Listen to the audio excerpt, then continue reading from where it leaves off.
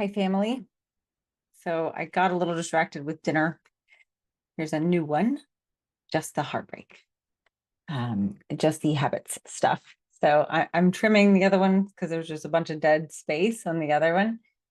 So I'm starting over.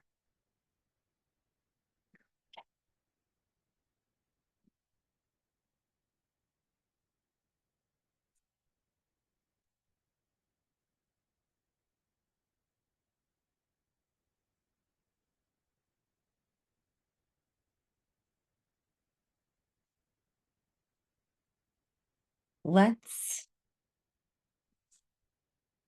talk about how to unbreak your heart and unlock your potential.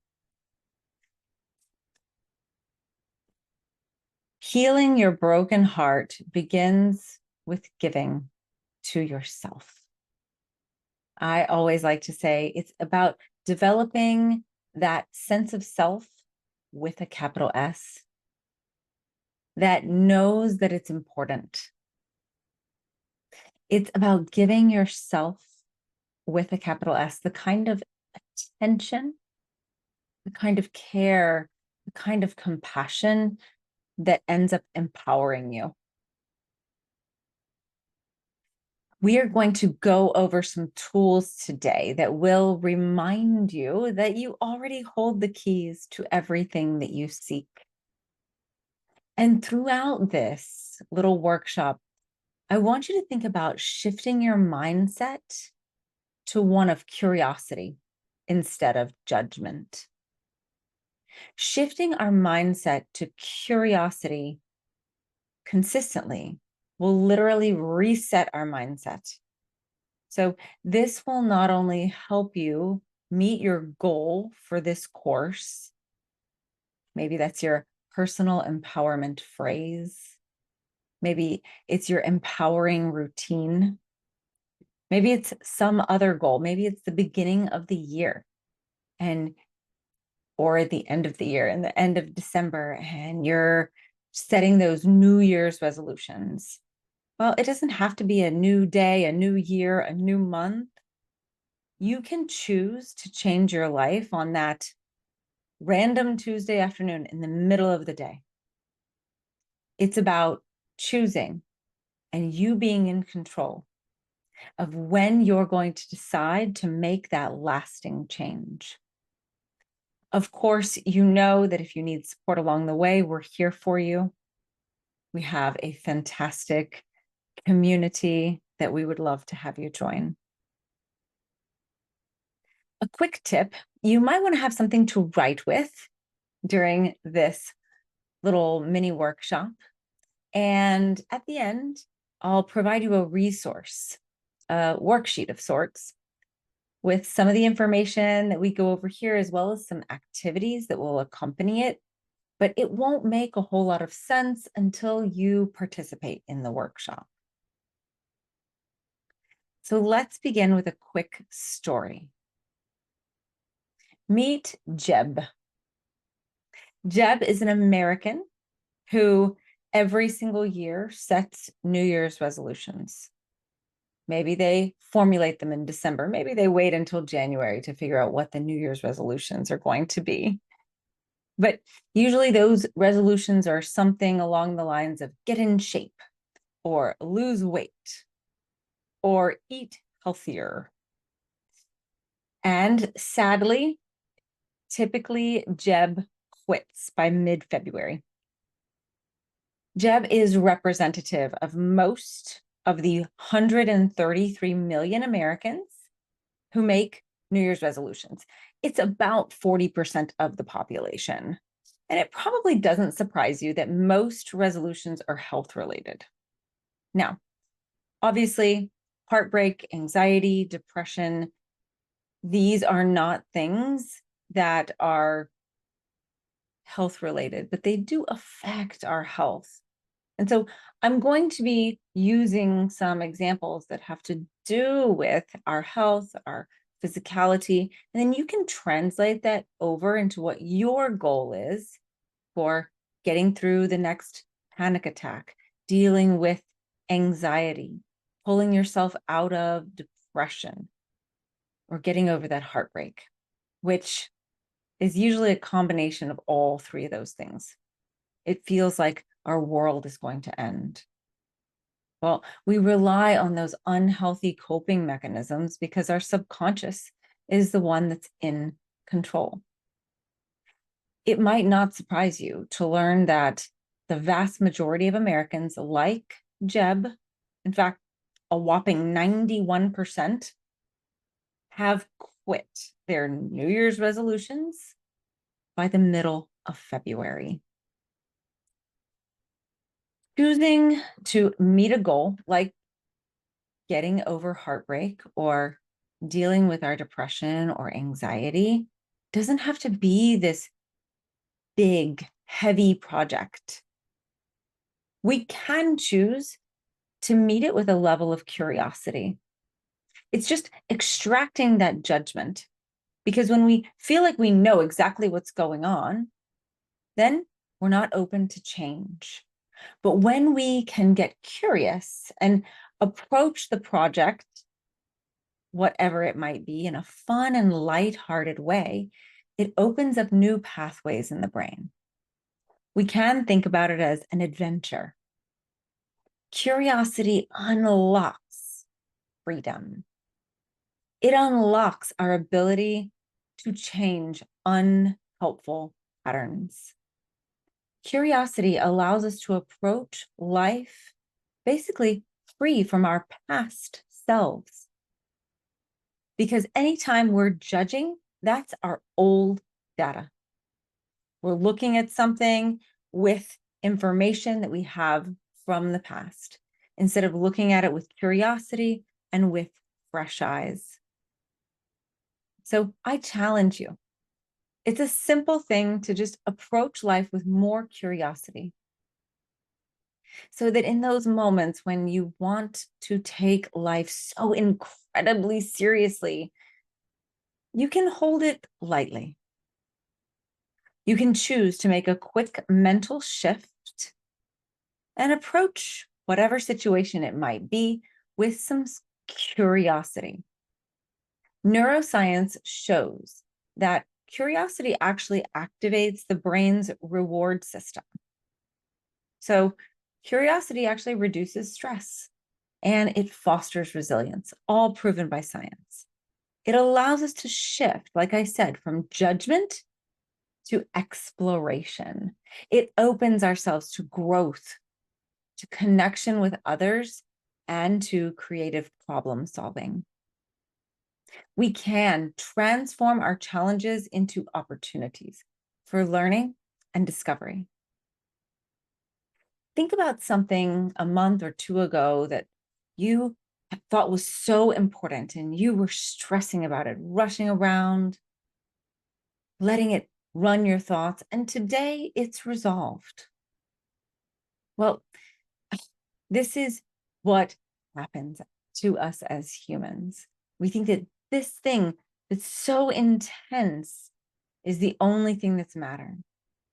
But if we can recognize in those moments that we've survived 100% of everything that life has thrown our way, we can begin to learn from our challenges.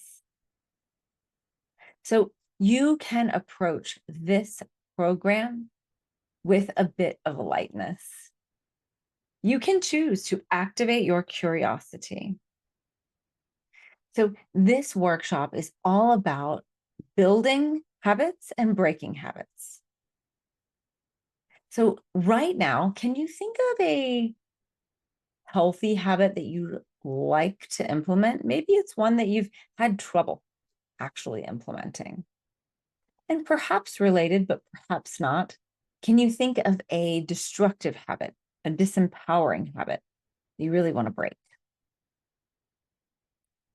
Well, in reality, and to overstate the obvious, anything like that is simply a goal. It easily provides clarity and direction. It does focus on a specific outcome. But research shows that goals are helpful. It's just not enough. So Just simply writing down a goal actually increases the likelihood of people achieving them by 42%. But nevertheless, 91% of New Year's resolutioners fail. Why is this? Well, number one, it's most likely because their goals are not well defined, which when we create an empowering routine, when we create a personal empowerment phrase, we do take a lot of care to define them very, very well. When we have a refined, well-defined goal, then we can work backwards and create systems that are made up of habits. And if we have good systems, we can change our lives. We can change our habits. But if we don't have good systems, if we don't have a clearly defined goal, if we don't implement those habits that are involved in the system, our already ingrained habits will win every time. Most people focus on an ill-defined goal, which lacks specificity and it lacks clarity. The better way is to identify with a new identity. So you're identifying with a new identity. You know that someone who smokes a pack a day is a smoker. So this is about figuring out what are the habits of the kind of personality, the kind of human that I actually want to become. So going back to our example, instead of perhaps losing 10 pounds, which that is a specific goal, we can choose to step into a new identity of being a healthy person, a new lifestyle, that identity of being fit. James Clear, who I am going to reference in this little workshop, he said, if you want to change your habits, you need to start by embodying the characteristics of the personality you want to develop. So James Clear said, if you want to change your habits, start by embodying the characteristics of the personality you want to develop. That's where it all begins. So we're not just setting a well-defined goal like a personal empowerment phrase or an empowering routine. We're also aligning ourselves with the internal shift that has to do with this identity that we are stepping into. So with our example, what does a healthy person do consistently? Aligning with that identity is the foundation for sustainable behavior change. So what is the identity that you're looking to step into? And we want to be careful, right? We don't want to do the rollerblading octopus dance. Now, that's just based on the ironic processing principle. Because if I say, no matter what, under any circumstances, do not think of an octopus in rollerblades, or do not think of a purple flying pig. Even though I've told you not to, just using the words is evocative of all of our sensations in our brain. We think of what we're saying to not think of. So instead of a goal or a personal empowerment routine that has to do with stop drinking so much, we want to turn that into being a healthy, energetic person who can deal with their trauma without having to drink. So instead of that ill-defined goal, you can use a SMART goal. Lots of information out there about that, so I won't belabor that. But if you want to become one of the 9% of people who accomplishes their New Year's resolutions, or if you want to truly heal your heartbreak from the inside out, you need a few things. You clearly define your goals. You choose the aligning identity that you're wanting to embody that will evoke those goals, that will create the habits that you can implement into a system and carry out. If you design your system, design your habits based off of who you're looking to become. And we will get more into systems in a little while. But for now, let's get curious about the goals and the habits themselves. So most people don't achieve their goals, again, because of their already established habits that are run by subconscious programming. So when we have a sensation that occurs in the conscious mind, we label it as a feeling or as a desire, and it becomes a thought. These sensations in the body turn into thoughts, which turn into actions. And then those things that we do repeatedly actually define our character. Habits run our lives. 40%, some studies show up to 80% of our lives are driven by all of our subconscious programming. So if you think back to that one habit you want to make and one habit you want to break, or maybe one habit that you've really struggled with breaking or making, let's reverse engineer it. We're going to break it down into action steps so that you can set yourself up for success. So you want to do things in your environment that are going to trigger new pathways. Think about when you go on a trip or you have a big something the next day. You lay out your clothes, you pack them so that they're all in the same place. Well, we take the same approach to set ourselves up for success by putting our new equipment or our new notebook in plain view, by making it obvious. And also by getting rid of any of the old temptations, those familiar triggers.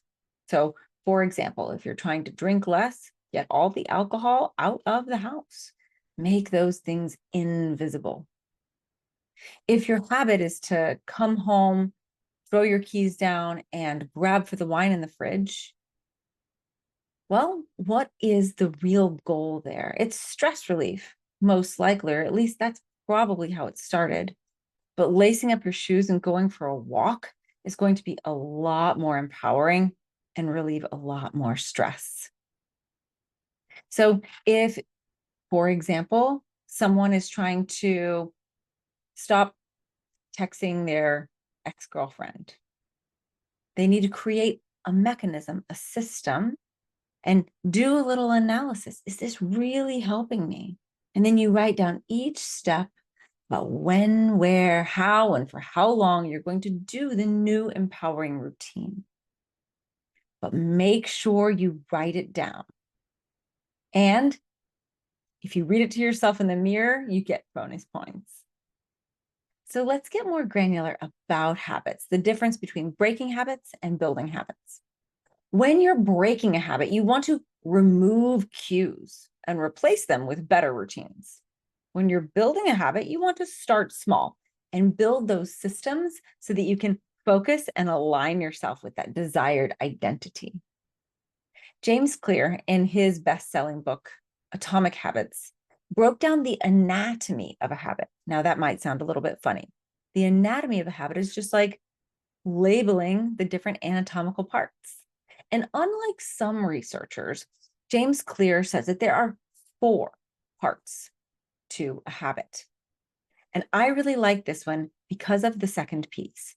He says that there's a cue for the habit.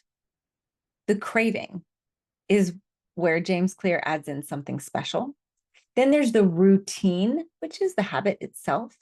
And then the last one is the reward. Now for the reward, it's not always rewarding, but it's the thing that you get as a result of performing the routine or the habit. So again, step 1 is the cue. Step 2 is the craving. Step 3 is the routine, the habit itself. And step 4 is the reward, which for a disempowering habit might actually not be incredibly rewarding. So later on, when you access the worksheet, you'll find that anatomy of a habit written down. And also it'll have the 4 ways to make a habit, as well as the 4 ways to break a habit. So by analyzing the habit that you want to break, you can actually figure out where in that system, which it is the cue and the craving, that's the magical piece where you can really access a new habit. And then if it's something that you want to build from scratch, you can use that worksheet right there. So let's take a closer look at systems, because after you've done the worksheet and broken it all down,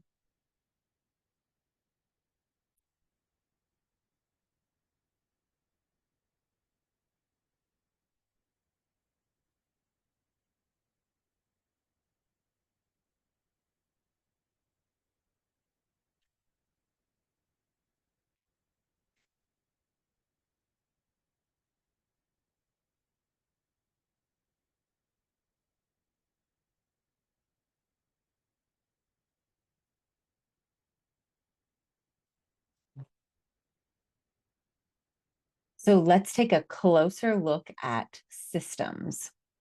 We use systems as the hack to establish new habits.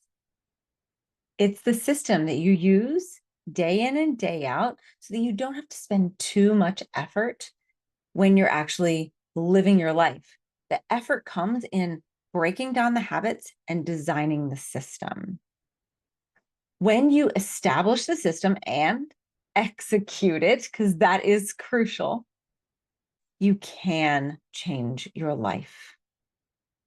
Designing the system in advance and implementing the system through these little habits day by day is guaranteed to lead to incremental compounding success. Behavioral psychology proves this.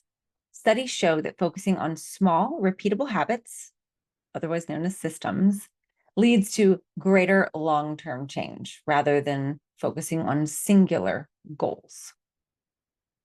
So after you complete the worksheet, you're going to execute, design a system so that you can be consistent. The systems emphasize the habit and the process and focuses on daily actions rather than the outcome. However, we're designing our system in order to produce that outcome, in order to produce that new identity that we're stepping into.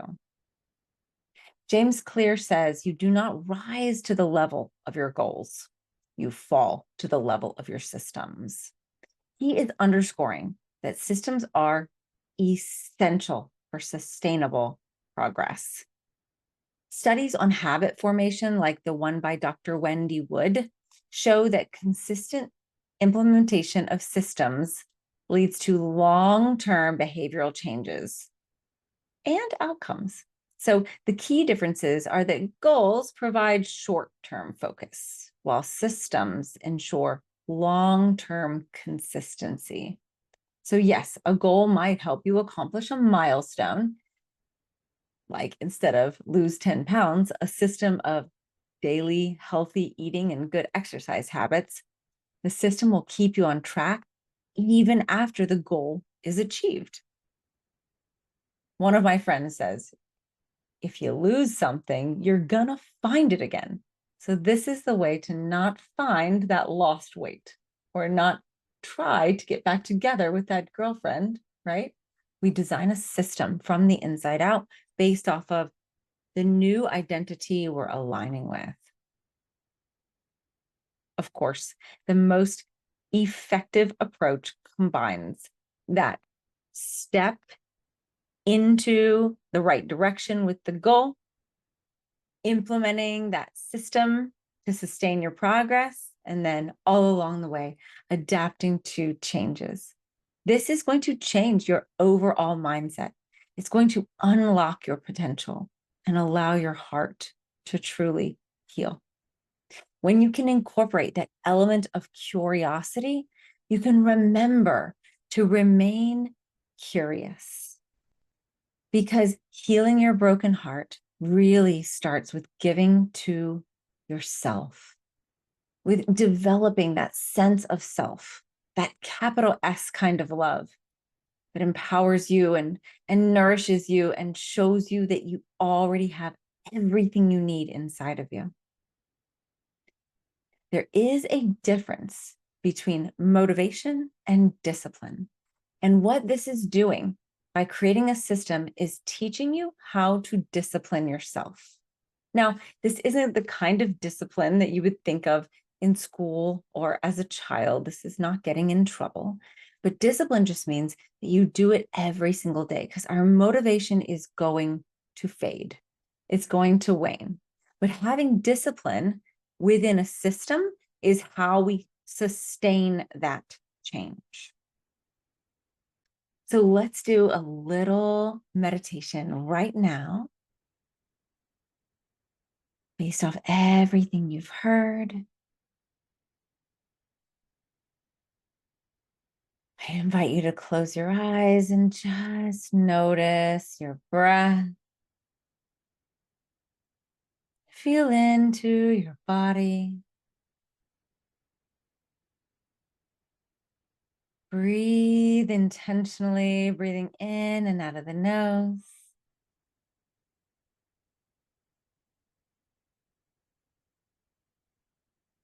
Imagine embodying this new identity.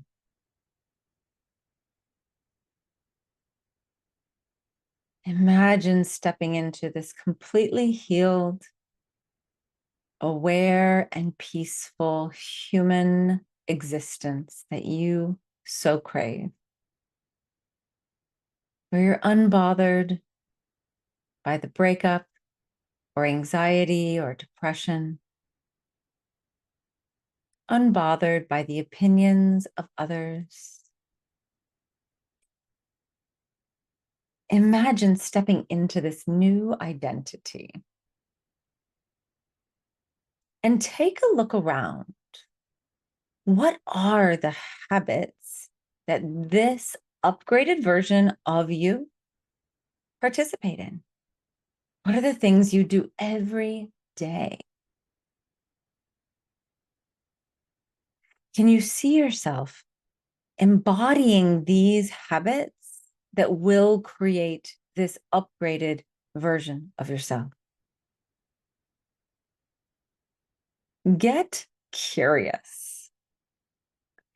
What is one small action you're going to take now that you've watched this workshop about creating healthy habits in your life?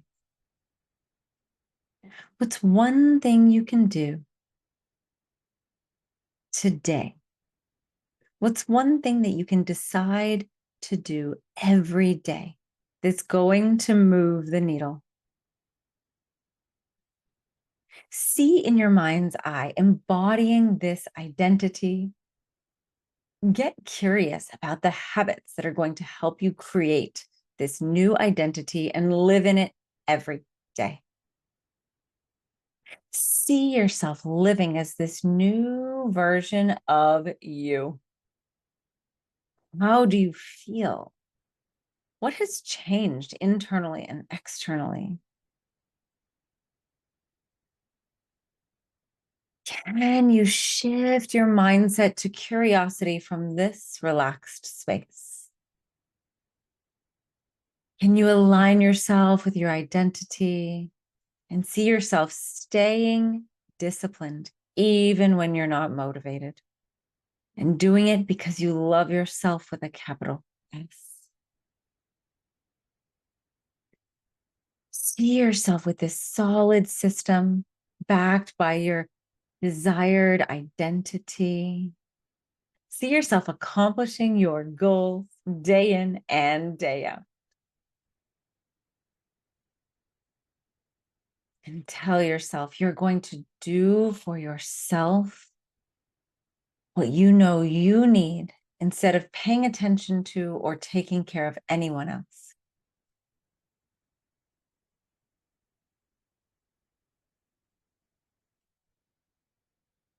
Take a big, deep inhale into the nose. And exhale, relax. Again, big, deep inhale, big, deep inhale, big, deep inhale. Hold. Exhale, slow, controlled, maybe with a sigh. Last one. Biggest, deepest breath you've taken all day long. Big, deep inhale. And let it go. Notice the change that's come across in just a few minutes of intention, a few minutes of visualization. And give to yourself. You deserve it. Give yourself the time, the space, the energy that it takes to come out of this meditation.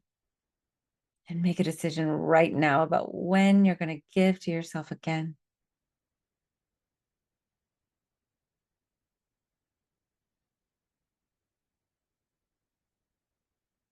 And only when you're ready, you can come back.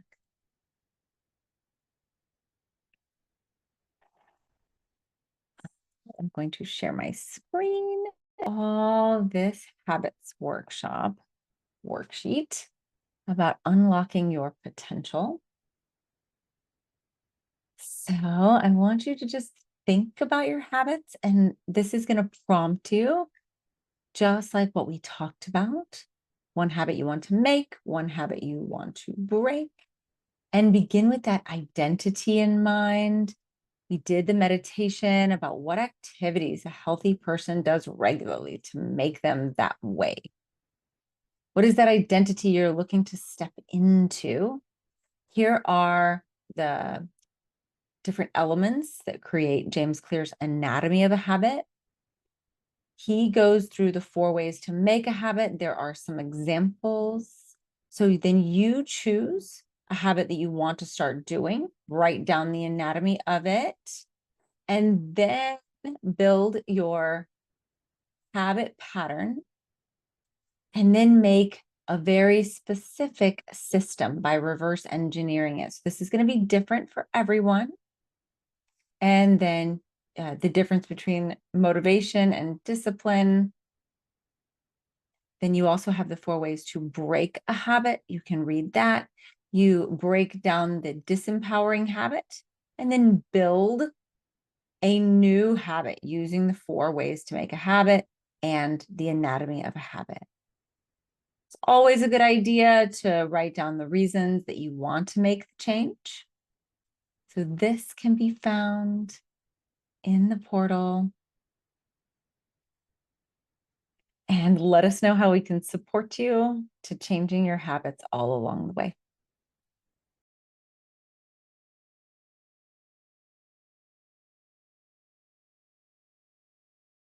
I will stop sharing and just send my love to all of you.